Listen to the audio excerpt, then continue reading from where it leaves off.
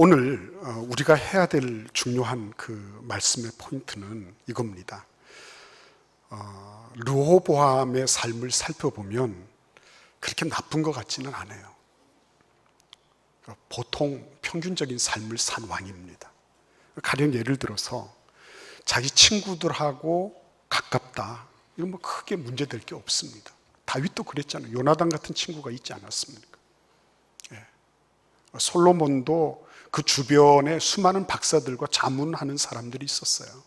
마찬가지로 르호보암, 이 솔로몬의 아들 르호보암이 나라를 망쳐먹은 아들처럼 보이지만 사실은 그 주변에 있었던 사람들은 자기 또래 집단이에요.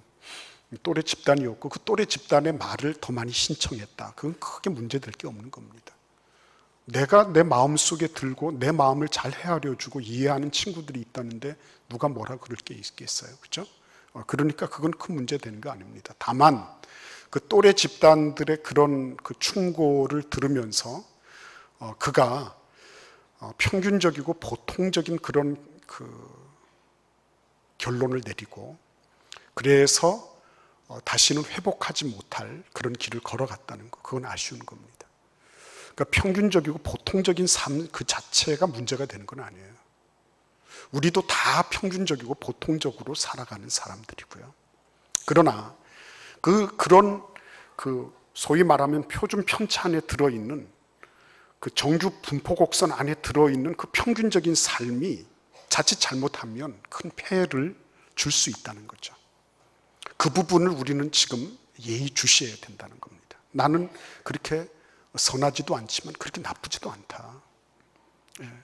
나는 그렇게 사람들 사이에서 뭐 대단한 인물은 아니지만 그렇다고 해서 내가 덜 떨어지거나 뭐 이런 존재도 아니다. 나는 도덕적으로는 100% 순결하다고 말할 수 없지만 그럼에도 불구하고 뭐 내가 파출소를 들락거릴 정도의 그런 사람은 아니다. 그러니까 나는 어느 정도 평균적이고 그냥 그렇고 그런 삶을 사는 것이다. 그 자체가 나쁘다는 건 아니에요. 그러나 그 결과에 대해서는 우리는 생각해 봐야 된다는 거죠. 이어령 선생이 지성에서 영성으로라는 책에다가 그런 얘기를 적어놨어요. 자기가 지금까지 글을 써서 지금까지 밥 먹고 살았다. 근데 자기를 보고 글쟁이라고 욕하는 사람, 조롱하는 사람을 한 번도 본 적이 없다. 그런데 자기가 70이 넘어서 세례를 받겠다 그랬더니 갑자기 자기 주변의 친구들과 동기들과 자기를 아는 사람들이 예수쟁이라고 하면서 비아냥대고 조롱하더라.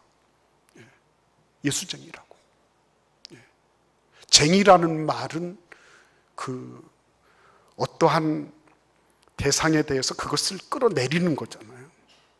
예수쟁이. 이 예수쟁이라고 하는 말을 처음 들었던 사람들이 있는데 그게 바로 수리아 안디옥에 있는 수리아의 안디옥 교회의 성도들이 예수쟁이라는 말을 처음 들었습니다. 크리스천이라는 말입니다. 그리스도인이다. 저것들은 그리스도인이야. 이렇게 할 때 그 그리스도인이라고 할 때에 그 수리아 교회에 있는 사람들을 본 세상의 눈은 뭐냐면 저 사람들은 예수 외에 아무것도 모르는 사람이야. 저 사람들은 예수님을 빼놓으면은 아무런 뭐가 없는 존재들이야. 이렇게 얘기하는 것과 같은 것이죠. 예수님을 빼놓고서는 달리 생각할 게 없는 사람들처럼 보이는 사람들이라는 거예요. 그러니까 예수쟁이, 그리스도인 이런 게 들러붙은 것입니다. 그 그리스도인 할 때 영어로 크리스천 그러죠. Christ 플러스 I am nothing. 젊은이들은 잘 알고 있어요. I am nothing. 나는 아무런 것도 아닙니다. 나는 예수님 더하기 I am nothing. 나는 존재가 없는 것과 같은 존재입니다. 나는 예수님 위에는 내놓을 것이 없는 사람입니다. 나는 예수님 밖에는 자랑할 게 없는 사람입니다. 나는 예수님 위에는 무엇이라고 존재 근거를 설명할 수 있는 그런 무엇이 없는 존재입니다. 라고 얘기하는 것입니다.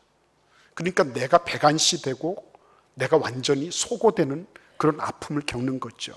그럼에도 불구하고 예수님이 함께 계시기 때문에 나는 즐겁고 감사한 거예요. 예수님 때문에 나는 흐뭇하고 만족스러운 거예요. 이것저것을 다 해봤지만 그럼에도 불구하고 예수님처럼 내 생애를 충만하게 해주시고 나의 삶을 거룩하게 복되게 해주시고 나의 그 삶의 모든 지평을 영원까지 열어주신 분은 계시지 않은 거예요. 그러니까 I am nothing, 나는 아무것도 아닙니다 라고 하는 고백을 하더라도 만족한 것입니다. 그렇게 해도 나는 기쁘고 즐거운 거예요. 만약에 여러분 생각해 보십시오. 르호보암이 그래, 나는 평균적인 왕이야, 나에 대해서 도전하고 우리 아버지 때는 꼼짝도 못하던 사람들이 내 때가 돼서는 마음대로 덤벼들고 그리고 도전하고 나의 그 권위에 대해서 함부로 그것을 침범하려고 하는 것, 내가 그거를 참을 수가 없다. 일반적인 정서예요. 일반적인 정서. 어쩔 수 없는 거예요. 그렇다고 해서 르호보암이 뭐 고사포로 그런 사람들을 날려버렸다든지 다 참수를 했다든지 이런 게 없잖아요. 악하지도 않았고 그렇다고 해서 뭐 선하지도 않았어요. 보통 평범한 정도의 삶을, 그 정도의 왕위를 누리려고 했던 사람이 르호보암이었습니다. 그리고 자기 또래들하고 재미있게 신나게 지내는데 누가 뭘 할 게 있습니까? 자기들 마음 배속 편한 사람들끼리 그리고 서로 얘기하고 뭐 먹고 마시고 노는 거, 뭐 그 정도에서 지내는 거, 그거는 뭐 왕으로서 당연한 거 아니겠어요? 그렇게 넘어가면은 이 사람은 그렇게 나쁜 사람이 아니라니까요. 그리고 자기가 하나님 앞에 하나님을 전혀 염두에 두지 않았습니다. 이런 결정을 내릴 때 자기 아버지처럼 솔로몬은 뭐 1000번에 1000개의 그 번제를 버려놓고 하나님께 기도했지만 자기는 뭐 사흘 있다가 와라 해놓고 그나마 10개라도 100마리라도 잡아놓고 하나님께 번제를 드렸던 이런 거 없어요. 하나님을 잊어버린 지 오래된 사람이에요. 그러니까 하나님 잊어버린 게 너는 문제다 하지만 사실은 여러분 뭐 자기 아버지는 안 그랬나요? 솔로몬은 뭐 하나님 잊어버리지 않았나요? 심지어는 뭐 다른 이방 여인들하고 이방 신을 섬기는데 급급했던 사람이었으니까 그런 모습을 보더라도 르호보암은 너무나 평균적인 왕이에요. 그러나 우리는 르호보암의 생을 결론적으로 보면 결코 그는 성공적인 삶을 살지 못했습니다. 이유가 어디에 있었을까요? 우리 같이 한번 읽어보겠습니다. 마태복음 7장 13절에서 14절을 읽겠습니다. 좁은 문으로 들어가라. 멸망으로 인도하는 문은 크고 그 길이 넓어 그리로 들어가는 자가 많고 생명으로 인도하는 문은 좁고 길이 협착하여 찾는 자가 적음이라. 아멘. 여기에서 좁은 문은 찾는 자가 적습니다. 찾는 자가 적어요. 왜냐니까 이 좁은 문은 사람들에게 그렇게 많이 눈에 띄지 않아요. 인기가 없는 겁니다. 그런데 넓은 문으로 들어가는 사람들, 멸망으로 인도하는 문으로 들어가는 사람들, 그 사람들은 너무나 많은 것입니다. 인기가 좋아요. 여기 멸망으로 인도하는 문이라고 얘기할 때 헬라어 아폴레이아는 허비나 탕진이라는 뜻을 내포하고 있다고 합니다. 시간이 지나면서 하나씩 허비가 되는 거예요. 하나씩. 그러니까 여러분 그 비커에 물을 담고 개구리를 떨어뜨리죠. 그리고 밑에다가 불을 붙이죠. 그러면은 개구리가 서서히 이 물의 온도에 적응해 가기 시작하죠. 그래서 나중에 자기가 끓여져 가지고 개구리탕이 될 때까지 모르고 있는 거예요. 그런데 마찬가지입니다. 여기에서 말하는 멸망이라는 말은 허비되는 거예요. 서서히 하나씩 허비되는 겁니다. 그래서 마침내는 아무것도 남지 않는 거, 그게 이 멸망이라는 뜻이라는 겁니다. 사람들이 즉각적인 그런 어떤 표시가 나타나면 금세라도 회개하고 돌아올 거예요. 그런데 살만하거든요. 살만해요. 뭐 그렇게 내가 불순종한다고 해서 하나님이 금세 어떻게 하지 않으세요. 그러니까 서서히 허비되어 가는 겁니다. 시간도 허비되고 정력도 허비되고 모든 여건들도 허비되어 나가다가 마침내는 바닥이 드러나는 그런 모습을 보이는, 그게 멸망이라는 뜻입니다. 그래서 거기에 들어가는 사람들이 많은 거예요. 만만하니까, 그렇게 해도 괜찮은 것처럼 보이니까 그렇게 하는 거예요. 근데 생명이라는 말이 있습니다. 헬라어로 조에라는 말도 있고 비오스라는 말이 있습니다. 비오스라는 말은 생물학적으로 쓰이는 말이에요. 바이오 같은 거, 그런 말이 여기서 나왔습니다. 근데 조에는 영적인 말입니다. 영적인 생명력, 영적인 생명력. 보이지 않습니다. 어떻게 계량할 수도 없습니다. 그러나 이 생명력은 분명히 존재하고 있는 겁니다. 그래서 이 생명력 때문에 무슨 일이 발생하는 것입니까? 거기에서부터 나에게 주어진 내 삶에 대한 성찰이 일어나는 거죠. 내 삶이 어떻게 구원받았는지, 그리고 구원의 은혜가 넘쳐요. 구원이 나에게 주어진 구원의 그 은혜와 은총에 감사하고 감격할 줄 알아요. 나 같은 죄인을 살리신 것이 너무나 감사한 거예요. 그리고 그 은혜 속에서 살기 때문에 점점 이 생명력이 자라가기 시작하는 거예요. 생명력이 자라가면서 어떻게 되는 겁니까? 성장하고 성숙해지기 시작하는 거예요. 안타깝게도 르호보암은 이 생명의 성장과 성숙이 결여되어 있는 사람이었어요. 평균적인 삶은 살았는데 생명의 성장과 성숙은 보이지 않았습니다. 자기 자신에게 주어진 조회, 자기 자신에게 주어진 생명의 그 씨앗을 아름답게 갈무리하지 못했어요. 나에게 주어진 것이 그냥 당연하게 떨어진 건 줄 알았어요. 자기 아버지로부터 물려받은 이 나라는 그냥 영원히 무궁하게 그냥 계속 진행되는 줄 알았어요. 천만의 말씀입니다. 가치 있는 것은 간검돼야 되는 거예요. 가치 있는 것은 잘 지켜지고 그리고 보살펴져야 되는 거예요. 잘 케어를 받고 그리고 잘 돌봐줘야 되는 거예요. 그런데 르호보암은 그러한 시간과 여건을 가지지 못했어요. 안타까운 거죠. 안타까운 겁니다. 자신의 그런 어떤 부분들을 내가 하나님으로부터 받았다고 하는 어떤 게 없는 것입니다. 그러니까 이 사람은 다른 친구들이 얘기하고 일반적인 그런 길, 보통의 길을 그냥 걸어간 거예요. 그런데 그 보통의 길을 걷다가 보니까 결국은 자기 안에 있는 생명력이 움터서 성장하고 성숙하는 그런 은혜를 누릴 수가 없었던 것입니다. 좁은 길을 걸어가야지, 그래야지 고통과 어려움 속에서 거기에서 정말 가치 있는 것을 알 수 있게 되는 거예요. 좁은 길을 걸어야지만이 그 좁은 길을 통해서 하나님이 나에게 주신 것이 얼마나 고마운 것인지 이런 것을 절감하게 되는 거예요. 근데 넓은 길, 고생하지 않고도 갈 수 있는 길, 그 거저 얻은 것은 거저 날아가는 겁니다. 쉽게 얻은 것은 쉽게 잃도록 돼 있는 거예요. 근데 그런 거를 모르고 거저 좋은 거, 내가 뭐 많은 거를 그냥 주면 된다. 천만의 말씀이에요. 그거 제대로 갈무리할지 그것은 미지수예요. 솔로몬은 지혜로운 사람이었습니다. 그러나 그 지혜를 가지고 자기 아들에게 좁은 길을 걸어가는 그런 모습은 보여주지 못했어요. 그건 뼈아픈 실책이었습니다. 여러분, 오늘 그 말씀 한번 같이 읽어볼까요? 마가복음 10장 45절입니다. 같이 읽어보겠습니다. 인자가 온 것은 섬김을 받으려 함이 아니라 도리어 섬기려 하고 자기 목숨을 많은 사람의 대속물로 주려 함이니라. 아멘. 르호보암의 삶에 있어서 내가 만약에 아버지로부터 물려받은 나라지만 내가 이 백성들을 섬겨야 된다. 자기 아버지 때로부터 자문을 받아왔던 그 박사들이 얘기해 준 것처럼 섬기고자 하는 마음이 있었더라면 어떻게 됐을까 하는 거예요. 섬김은 성숙하지 않으면 불가능한 것입니다.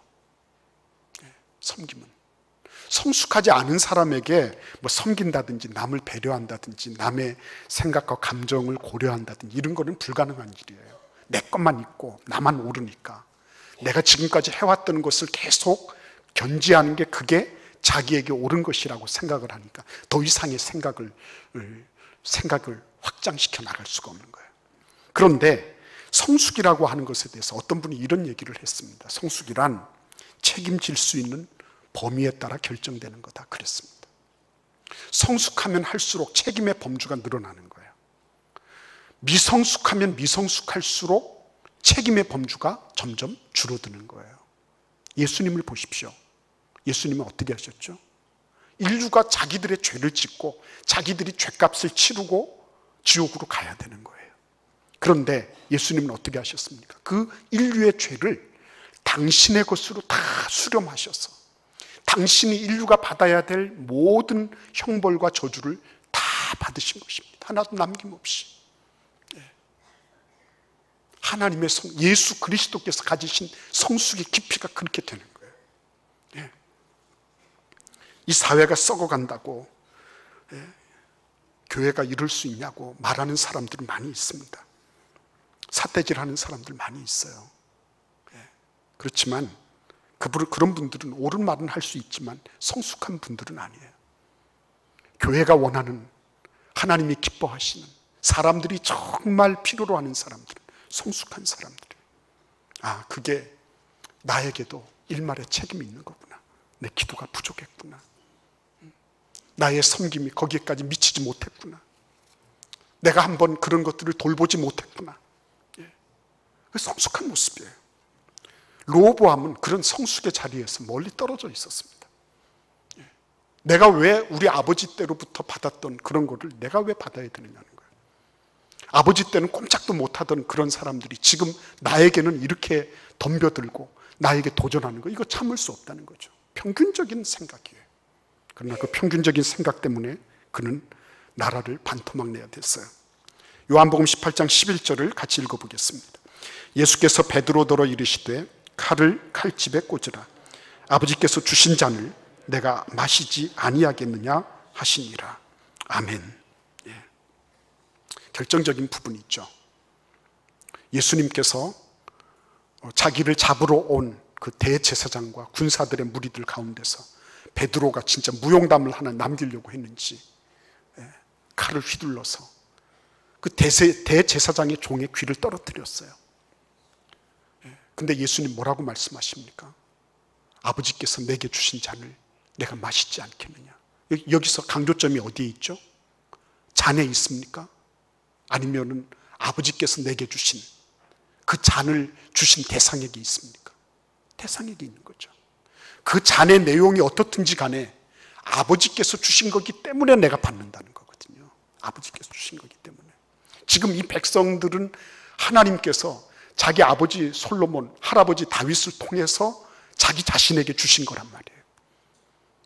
그러면 그거 받아야 되지 않겠습니까? 이 사람들이 비록 지금 자기들에게 불경한 태도로 아니면 자기의 어떤 그 초기 그 나라를 운영해 나가는 그런 정책에 반하는 그런 일을 했다 할지라도 그거 자기가 수렴해야 될 거 아니겠습니까? 그렇죠? 예수님은 철저하게 그 부분을 가리셨던 분이에요. 여러분 잘 들으십시오. 마태복음 4장에서 예수님은 사단이 제안하는 거 이거 받지 않으셨어요. 40일 동안 굶주리셨습니다. 그런데 40일 동안 굶주리시면서 이 돌로 떡을 만들어라 하는 제안을 받으셨습니다. 그거 예수님 안 하셨어요. 왜 안 하셨어요? 배가 안 고파서요? 뭐 돌을 떡으로 만들 수 있는 능력이 없어서요? 아니에요. 그 출처가 어디예요? 사단 막이니까 안 하신 거예요. 사단 막이니까. 그것이 아무리 좋다 할지라도 하나님으로부터 온 것이 아니면 받지 않는 거예요. 그게 성숙한 것이고 그게 보통과 평범 아니면은 그 일상적인 범상한 그런 삶에서부터 예수 그리스도를 따라가는 길이에요. 이거 하나님이 주신 생각이 아니다. 그러면 떨쳐버려야죠. 하나님이 우리에게 주신 것은 두려워하는 마음이 아니에요. 오직 능력과 사랑과 절제하는 마음이니. 디모데후서 1장 7절 말씀. 나에게 근심하는 마음이 들면 그거 하나님이 나에게 주신 게 아니네. 떨쳐야죠. 하나님, 이러한 생각들을 물리쳐 주세요. 이러한 생각들로부터 나를 건져주세요. 이게 정답이죠. 그런 거를 계속 뭉개고 그거를 자꾸 걱정과 근심을 키워나가고 증오와 아픔을 자꾸만 그거를 확대시켜 나가고 그거 마귀의 밥이 되는 거죠. 오직 능력과 사랑과 절제하는 마음, 이러한 마음을 나에게 주셨습니다. 하나님, 그러한 마음으로 바꿔주세요. 이게 정답이죠. 르호보암은 그러한 생각들이 없었습니다. 자기에게 자기의 권력을 공고하게 하고 자기의 나라를 내가 초기에 헤게모니를 잡아야 된다고 하는 그런 데 달떠 있었어요. 그래서 그것 때문에 르호보암은 마침내 어리석은 결정을 하고 말았던 것입니다. 세인트 루이스 카디널스의 트레비 로젠탈이라고 하는 그런 투수가 있어요. 오승환 선수하고 같이 한솥밥을 먹는 그런 친구입니다. 원래는 로젠탈이 그 올스타 게임에 나갈 정도로 아주 철벽 그 마무리였어요. 근데 부진한 틈을 타서 오승환이 그 자리를 꿰차고 들어온 겁니다. 근데 너무 이 사람이 나이스한 거예요. 너무 멋있는 사람인 거예요. 근데 멋있는 중에 멋있는 게 뭐냐면 오승환을 라이벌로 생각하지 않고 오승환의 성공을 위해서 최선을 다해준다든지 이런 것뿐만 아니라 이 로젠탈이 참 멋있는 건 뭐냐면 자기는 단지 야구에서 성공하는 것보다 인생 전체에서 성공한 사람이 되기를 바란다는 거예요. 인생 전체에서 그냥 평균적인 삶을 살아가다가 막 그냥 라이벌 의식을 가지고 남을 끌어내리고 하는 그런 정도의 평범한 삶, 그 정도가 아니라 인생 전체를 놓고 봤을 때 성공한 사람이 되기를 바란다. 멋있었어요. 만약에 르호보암이 하나님 앞에서 인생 전체를 놓고 볼 수 있었다면 얼마나 멋있었을까.